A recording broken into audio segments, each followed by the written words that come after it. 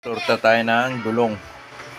Ayan, may itlog, sibuyas, bawang, at saka dahon din ng sibuyas syempre. At mga another na pampasarap. Okay. Paminta at saka kaunting pampasarap at saka garlic powder. Ayan, ang ating tortang dulong. Natin ang harina. Hahaluin lang natin. Natin ang harina at saka cornstarch, ang ating dulong. Tapos timplado na po yan. Tapos yan, piprito na natin. Ito na yung ating ituturtang dulong, mga halong-halo na yung mga ricado natin. At mamaya piprito na natin yan. Good afternoon, nakalimutan natin araw ng linggo. Tayo ng kawali at magpiprito na tayo ng tortang dulong. Yan, nag-init na tayo ng mantika tapos magpiprito na.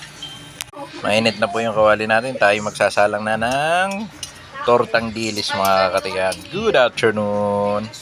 Salang na tayo ng unang salang natin sa ating tortang dulong.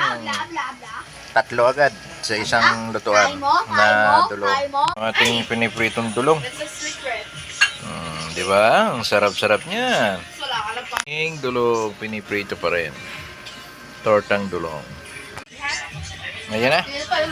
Ayan na ang ating dulong. Inaahon na yung unang salang natin. Luto na ang unang salang natin. Yung unang salang natin, luto na. Yung sausawan natin, suka, sibuyas sa may sili sa ating tortang dulong. Ito na po yung dulong natin na torta. Nagsasarapan na. At ito na ho. Ay, ito na po. Yan. Ito naman yung suka. Yan, titikman na po natin. Bawal tikman. Sa sausaw natin yung suka. Tinikman na ko na yan. Masarap. Masarap po yung dulong natin.